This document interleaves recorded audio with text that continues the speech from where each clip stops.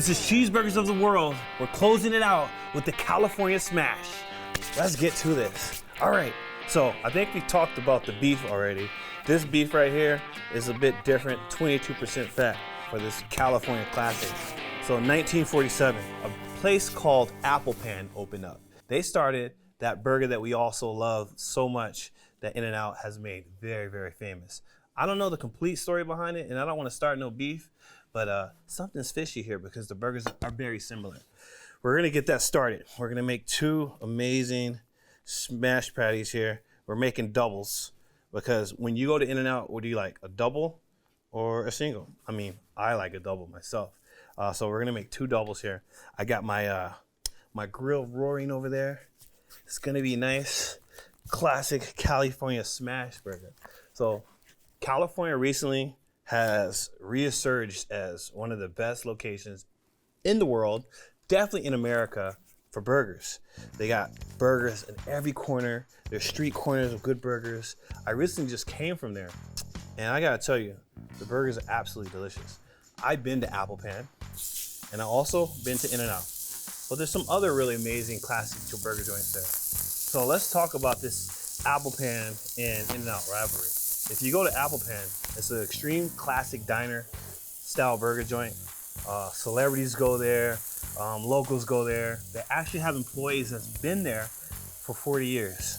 So there's gotta be a reason behind it, okay? When I had a burger there, I had a great experience. It was a delicious burger.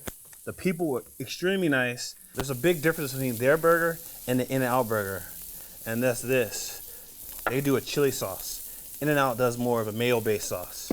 One of the things that we see that In-N-Out does and Apple Pan that's very similar, and this is the reason why I think there may be an issue of who was actually really first. The toppings, top or bottom, which one are you? I prefer my toppings on the top, but In-N-Out does it on the bottom. So why is that? I think this is more of a preference thing opposed to right from wrong. There's no right from wrong. So California itself though, there's burger joints everywhere, on the corner of every street. The street food culture in California, absolutely incredible. So go check it out, eat some of their burgers, and let me know what you think. I did some of my travels there recently, so definitely had some good burgers. I think America has 3 to 4 classic burgers. One's Shake Shack, one's In-N-Out, and then there's sliders, the New Jersey sliders. I'm back over here on the grill. I gotta season these after I flip them, but right now I'm gonna smash them. So we're making 2 doubles. Oh, look at that smash. Yeah, so I think California, in my humble opinion, is probably the capital of burgers. I think New York's a close second, but California, the burgers on every corner are absolutely delicious. All the chefs are making their own versions, which makes this more of a competitive thing. So you got a bunch of chefs making burgers, which I think competition is good. You know, competition is great, and California has tons of competition, which I love. These burgers are gonna be stunning. I hope you guys are excited, like me. So this one, I'm gonna put some iodized salt on it, not the molding. This is really good coverage here. Nice salt. So one thing I'm gonna do different on these burgers than I've done in the past is I'm gonna finish the buns on top of the actual burger. And then I'm gonna put cheese on it, as you can see, right here. There we go. So put the bun there, the bun there, bun there. So what that's gonna do is it's gonna create this beautiful steam for these buns. That's gonna be perfect. And then we'll get making these burgers over here.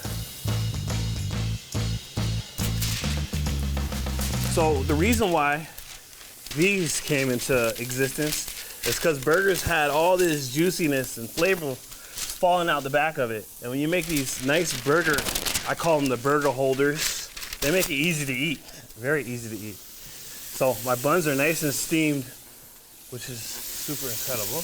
Gonna put some cheese on it. Yeah, so put the cheese on these burgers, get these burgers going. Like all these burgers that I've eaten around the globe, it's interesting because I make a burger at my restaurant, Friday Burger Company, and I think it's the best burger. I started my journey to eat 250 burgers around America and Canada, and I didn't change my recipe one bit. So that's a testament to what I believe in and how good my burger is. So I think my burger is the best burger in North America. So although you have to go try out Apple Pan, you definitely gotta try out Friday Burger. So like now let's put this burger together. It's interesting, right? Because they put the tomato on the bottom. We're gonna put the tomato on the bottom. We're gonna put the lettuce on the bottom. It's a big piece of lettuce. One thing I noticed when I was at Apple Pan, it was a nice, huge piece of crunchy lettuce. And the onions were raw. So we're gonna do the onions here, just like that. Super, this is intriguing to me because everyone does something different, right?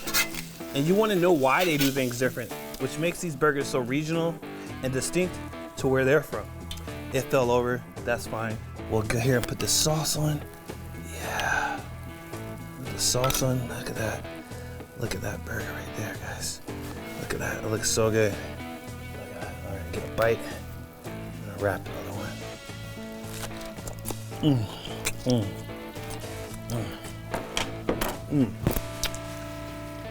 It's so crunchy because of the iceberg lettuce. It's like super unique and freaking delicious. Man, look at that burger right there. It's the perfect looking burger. Gonna wrap it like a little baby, nice and comfortable in this wrapper. Look at that. There you have it, rounding out America, the classic California smash burger, and don't forget the fries. This is Cheeseburgers of the World.